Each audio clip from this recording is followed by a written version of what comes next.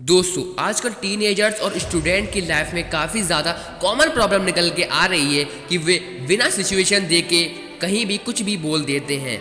खासकर जहाँ पे उन्हें नहीं बोलना चाहिए वहाँ पर भी वो बोल देते हैं। आज हम इस वीडियो में ऐसे 5 पॉइंट डिस्कस करने वाले हैं, ऐसी 5 सिचुएशन डिस्कस करने वाले हैं जहाँ पे आपको शांत रहना चाहिए। Be silent in this 5 situation. तो शुरुआत करते हैं नंबर फर्स्ट से।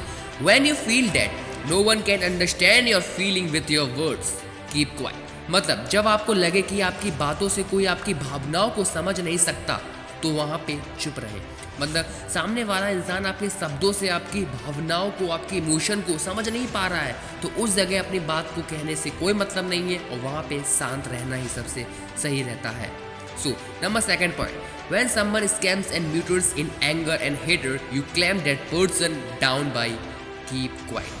मतलब जब कोई क्रोध और घृणा से चिल्लाता और बड़बड़ाता है तो चुप रहकर उस व्यक्ति को शांत कर सकते हैं। मतलब जब कोई व्यक्ति फालतू में क्रोध कर रहा है, घृणा से चिल्ला रहा है, अपनी बातों को बड़बड़ा रहा है या फिर बढ़ा चढ़ाकर बोल रहा है तो वहाँ पे आपको उस व्यक्ति से कुछ कहेंगे तो बात और बढ़ेगी। इससे अच्छा है कि आप खुद शांत रह के उस सामने वाले व्यक्ति को भी शांत कर सकते हैं। Number third point is Try to keep quiet in someone else is emotionally sharing their events in your life.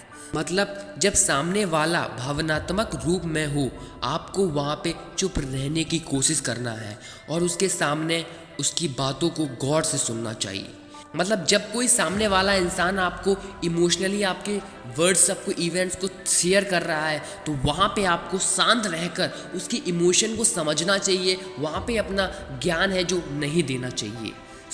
Number fourth point is you don't have to be part of this kind of negativity when someone is criticizing another person. आपको किसी भी तरह की नकारात्मक का हिस्सा बनने की कोई ज़रूरत नहीं है जब कोई दूसरा व्यक्ति आलोचना कर रहा है। मतलब आपको किसी भी नकारात्मक का हिस्सा बनने की कोई भी ज़रूरत नहीं है। कोई दूसरा व्यक्ति की बुराई कर रहा हो आपके सामने तो वहाँ पे आपको बोलने का कोई आवश्यकता नहीं है। फालतू का और उसके व्यक्ति के प्रति घृणा करने की कोई आवश्यकता नहीं है। वहाँ पे भी आपको सबसे बेस्ट ऑप्शन रहता है कि शांत रहे। फाइनली अब रह गया है लास्ट पॉइंट, इसको सबसे ध्यान से सुनिएगा। तो बढ़ते नंबर फिफ्थ पॉइंट के साथ। When you don't know what to say, if you have doubt about your thoughts and knowledge, you certain expect and that keep quiet.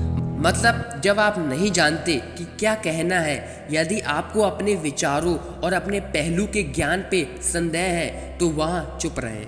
मतलब जब आपको लगे कि मुझे सही से नॉलेज नहीं है इस टॉपिक पे या फिर इस चीज़ में तो वहाँ पे आपको गलत नॉलेज देने की कोई आवश्यकता नहीं है। सबसे बेस्ट ऑप्शन होता है कि चुप रहें, अपनी बेइज्जती बचाने से बच जाए।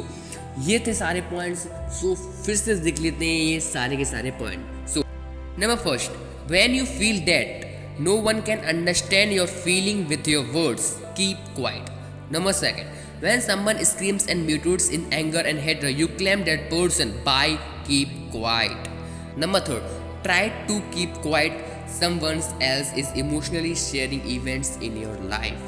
Number four, you don't have to be part of this kind of negativity when someone is criticizing another person.